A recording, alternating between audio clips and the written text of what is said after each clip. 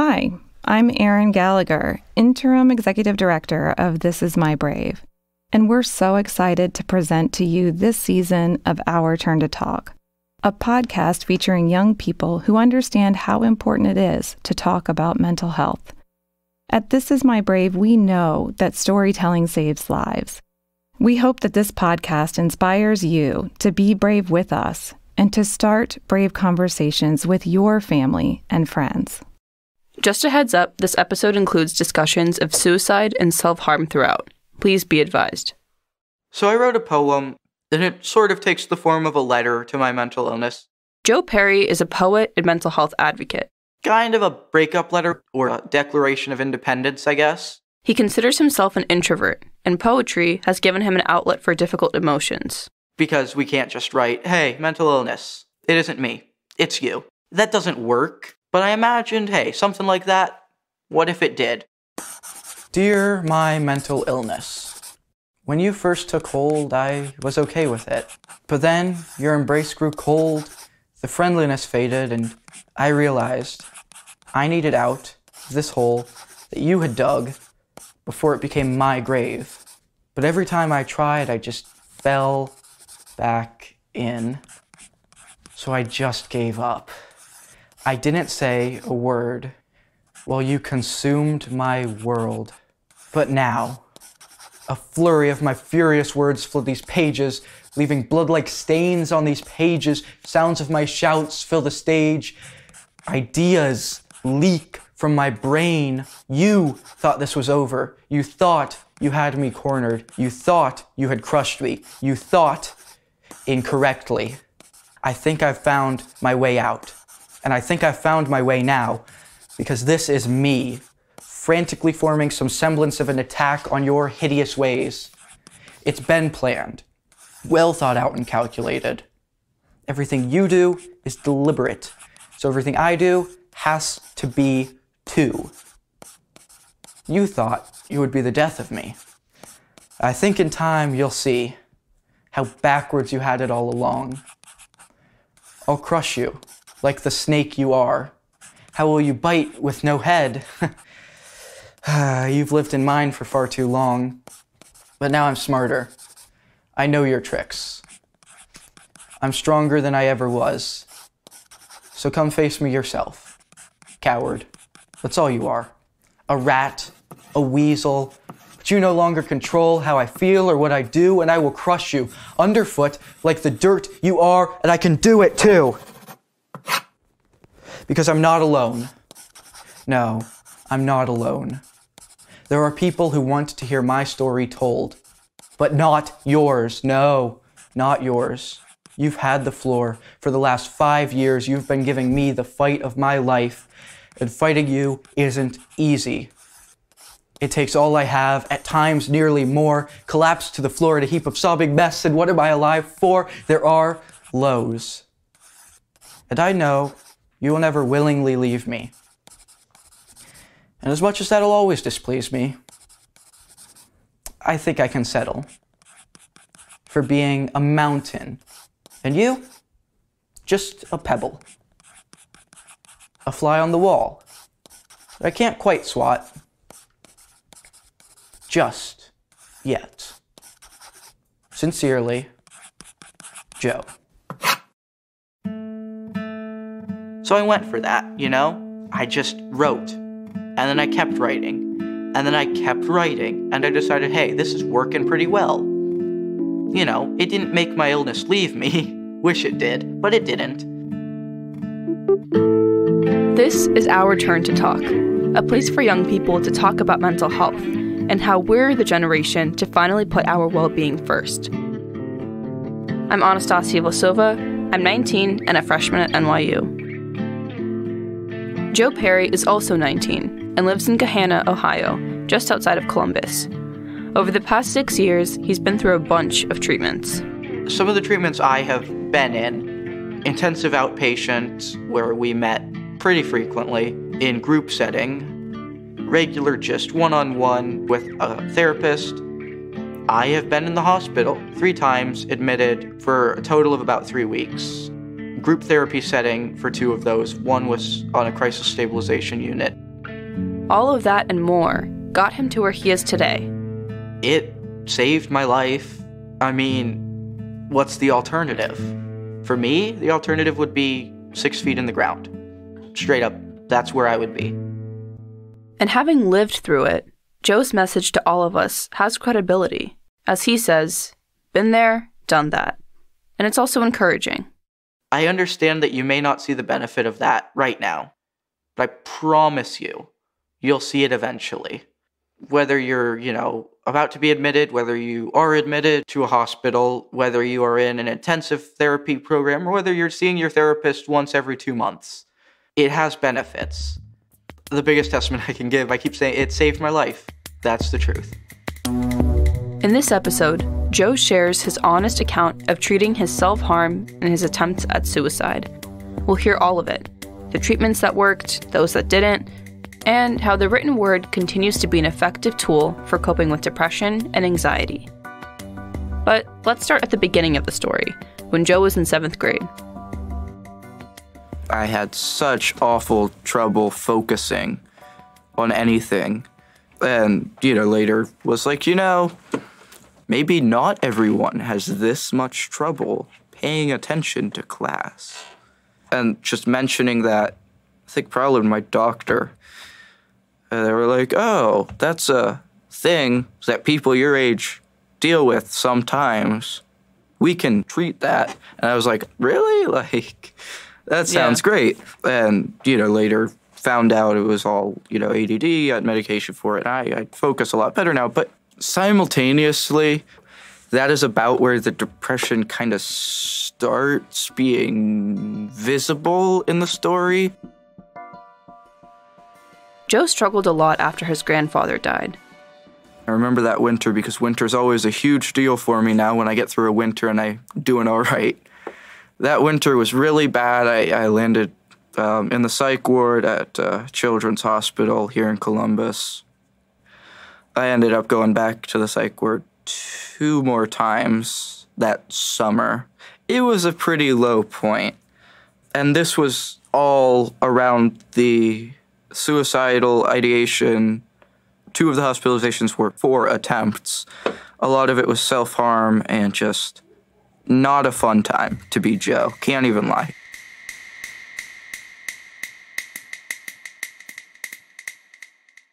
What made you not tell anyone about your mental health struggles in the beginning? Were you afraid? Were you embarrassed? What were some of the reasons that you kept silent about it? People aren't supposed to harm themselves, and people will look down on me for it because, in my opinion, it was something wrong. It wasn't like I have an illness and they view this illness as bad. It was I am doing an action that is categorically bad and they also will think it's categorically bad because I am seeking attention in a bad way, which isn't what I was doing. I was ill and I was showing symptoms of an illness and then consequently hiding those symptoms. That's like the opposite of attention seeking, but the brain works in weird ways. It was definitely a internalized, I'm doing something that is wrong. Mm-hmm. Yeah, and you were kind of just judging yourself for it. Yes, very much so. Yeah. No, I think I did the same thing too. Like initially when I started struggling a lot with specifically my eating, I was so ashamed and I felt just so, I just felt like my situation was so abnormal and that like people would judge me for it, but only because I was judging myself for it. Yeah. But I'm glad you're in a better place now because that. Me too. Me too. All of that for sure sucks. Oh yeah. Yeah. Not fun. I could still remember the exact moment I was with my doctor, and she had me fill out the screening on the computer, and the last question was, "Have you ever considered hurting yourself?" And I apparently paused for a little too long on that question because she started asking me, hey, is everything like all right? Are you doing okay? And clearly I wasn't. Yeah, I just broke down. It was a whole thing. That's kind of about where I started getting help for that whole line of problems.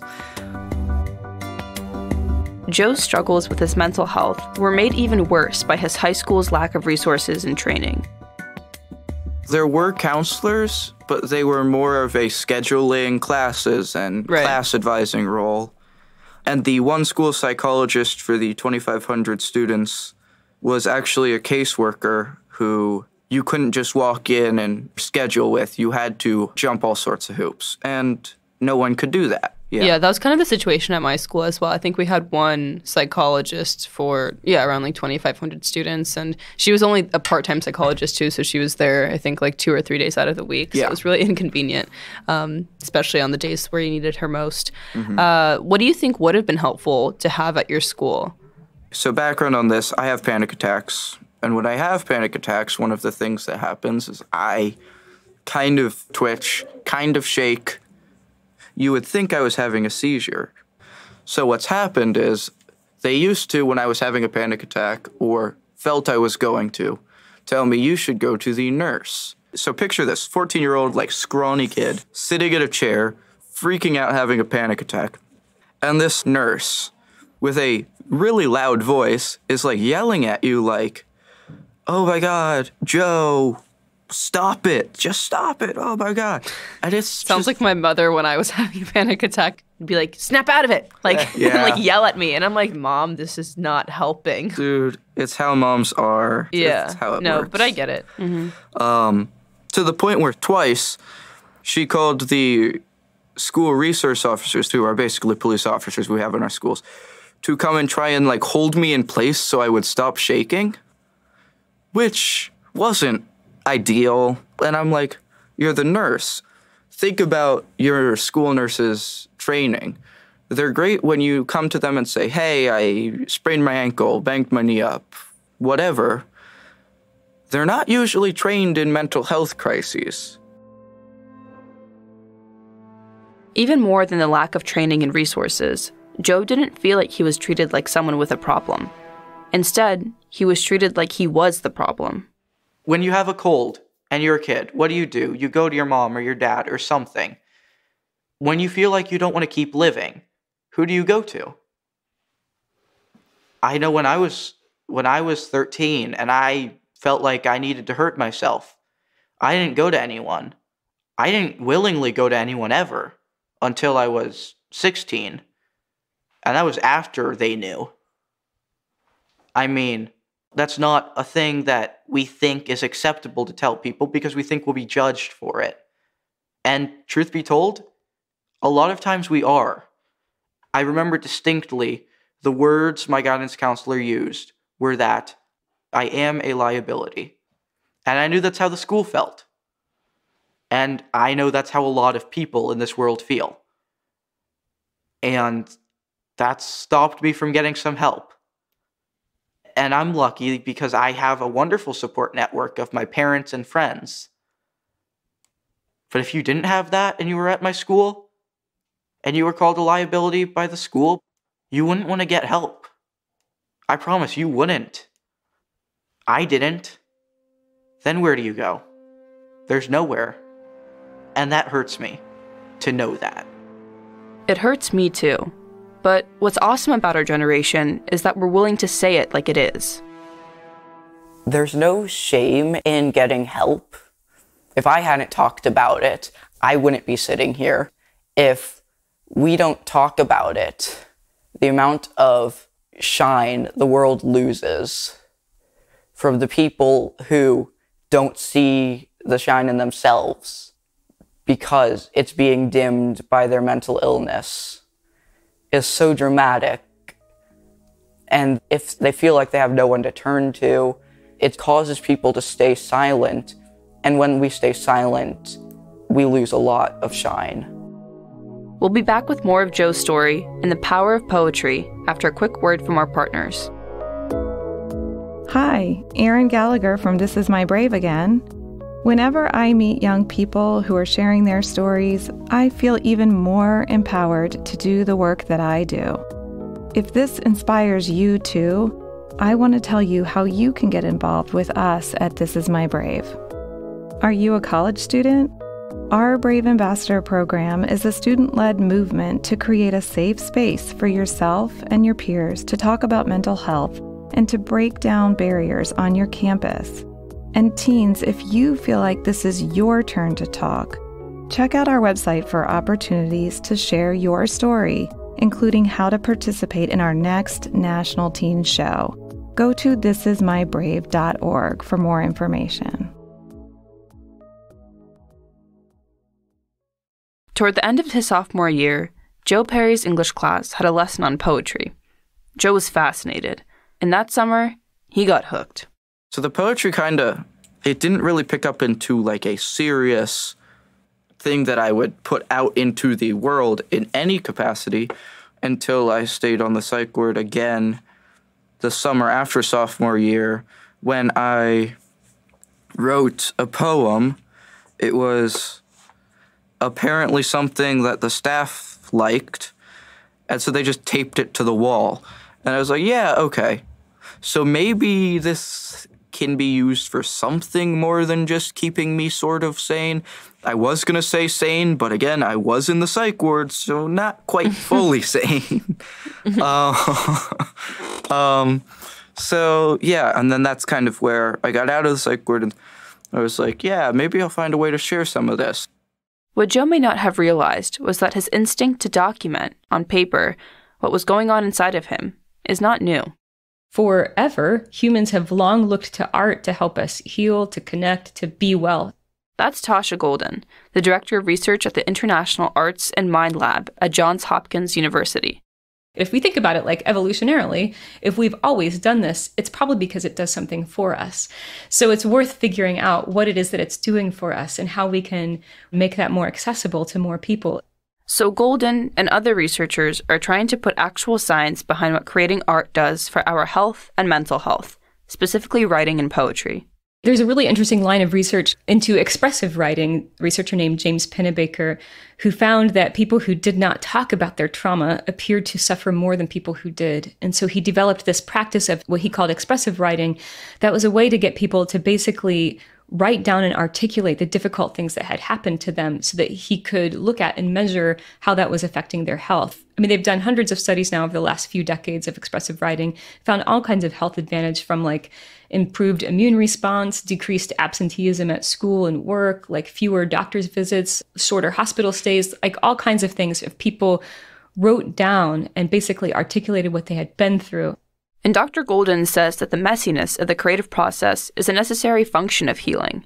It's not something that can be captured on an intake form. So if I don't have to just be able to say, this happened, then this, if I'm able to more just dump things out in a way that maybe makes sense to my heart, but wouldn't make sense in a logical conversation sequence, that's often really helpful for our mental health to be able to express an emotion without having to really nail it down with precision the way that we might have to if you imagine talking to a doctor or something like that.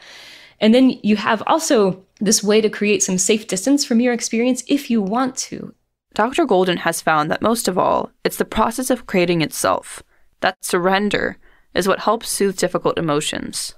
The process of creating can kind of be this moment where, like, I'm going to let myself be human. I'm going to let myself have feelings that I don't necessarily understand and can't control. And then once I have had that, whether it feels incredibly ecstatic or incredibly bad, a lot of times on the other side of it, I'm moving on to something next. So the first thing is to let yourself have the emotions.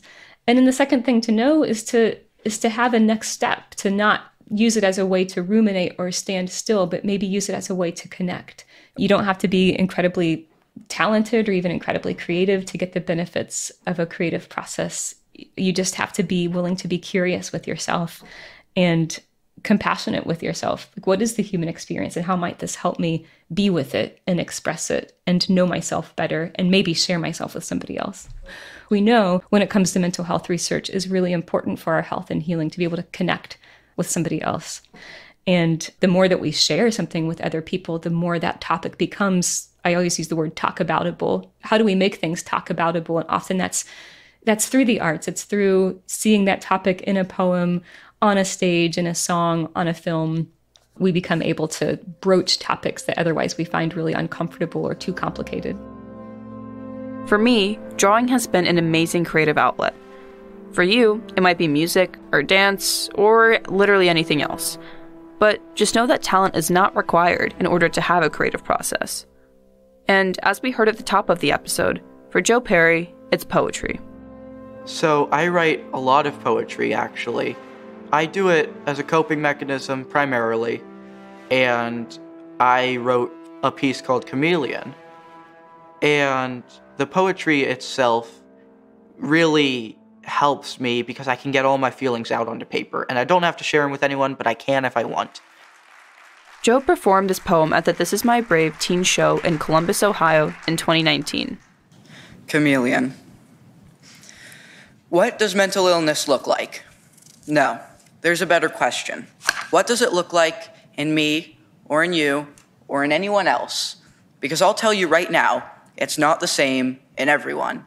And I know I'm younger than some of you, and I know I'm older than another few, and I don't know what you're all going through, or who you even are, for that matter. Just that you care enough to come here, I think that's pretty cool. So without further ado, let's talk about why I think mental illness is a chameleon. I'll give you a few examples. Here's my story. We won't start where it begins. We'll start where it almost ends. I'll paint the picture. A picture of a 16-year-old boy. Everything is going right for this guy. Then he tries to take his life a few times. I know you're either asking why or assuming, so I'll tell you. I thought this world was nothing but wrought with pain and strife. I fought every day to see a light, to have a reason to stay alive, to keep living. I was clinging on to anything and everything, but in the end I found nothing. I was blind. There was stuff there to find, but a curtain had descended, and it's only now just lifting. And I know this is a lot of information for you to be sifting through. But I'm going to jump back to a different time and a younger age, back to the 7th grade. I had fallen into a haze, recently diagnosed with ADD. I still didn't know what this meant for me. The world started to seem bleak, and I'll spare you the details, but let's just say that it left a few scars, and it left my mind slightly ajar. In poetry, you can't just write what you mean. You have to twist around a little bit the syllables and sometimes throw in some rhymes. It's not a straightforward speech writing. It's writing with just a little twist, and it has just this thinking element to it. And I've just been drawn to that thinking element. It's like a puzzle. How do I get this message to fit this format? Or should I make it fit this format? It's just a really unique medium. I was different. But then for a while I was better. That's the thing about these diseases. They like to sneak up on you. When you're weak, when you're strong, when you're right, when you're wrong, up and to the point where it all becomes unbearable and you snap until you're lying flat on the bathroom floor while your parents race to unlock the door. It isn't fun. I never asked for this. I don't deserve this. I just wish no one else goes through it because I never got the help I needed. I never reached out and said I bleed out and cry and ask the sky, why me? Why can't I succeed or see recovery? But I know why. It's this thing in my mind. It has me giving up on myself. I need to stand up for myself. And I need to stand up to myself. And it's hard. And the road is dark. But I have hope. And that alone gives me a reason to fight. Fight this horrid disease. But that's just what it looks like in me. Poetry is such an effective coping mechanism for me, for the same reason that people find talking an effective coping mechanism, you know? Or therapy with someone where you just sit and talk. It's because I can get all my emotions out. I don't have to bottle them all up inside. Whether I then tear up the poem and just throw it out, or whether I keep it, or whether I share it with someone or an audience, it doesn't matter. It's getting my feelings out of inside of me. Mental illness is a chameleon, a reptilian, cold-blooded piece of I'm so sick of it. Sick of feeling like I need to stick a knife into my wrists. I need a pinch or a flick because this must just be a nightmare. Or maybe it's just one of those nights where I need to be with someone because I don't know if I'm safe or what I'd do if I was alone. But that's just me. It has many ugly heads. It chooses which to rear. I knew a girl who battled an eating disorder. And I say I would have done anything in the world to help her fight through it. But the truth is, I was useless. I had no clue this was going on. Beneath her smile, her illness, like mine, knew how to hide. I knew a guy with incredible love. He loved this one girl, and by that he was undone. She didn't love him, so mental illness told him to stop loving himself. So he put himself through hell, but he did so silently. And it was months before anyone found out, almost too late for him. You see, we all know a guy or a girl. Maybe they're close, maybe they're not, but that's not the point. We all know what it looks like. We just don't know that we know. And it's what we don't know that hurts us. So let's turn the page. Let's make a change. We all need to agree to wage a full-out assault on these diseases. Fight it while we're alive. Don't just mourn us while we're dead. We need to start at the beginning, not at the end. And the first step is knowing how to spot a chameleon. Thank you.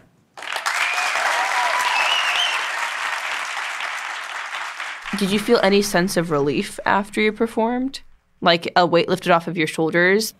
Well, I think more than a weight coming off of my shoulders, because I gave this performance and I saw people change from just looking to laughing to dead serious. I saw tears and I saw just so many different emotions. There were people came up and hugged me after the show, and I was like, we all have this possibility to spread some message out. And I realized that my possibility was to spread this message out and spread my experience out to help someone else out. Gotcha. And what is your message for other young people that are struggling?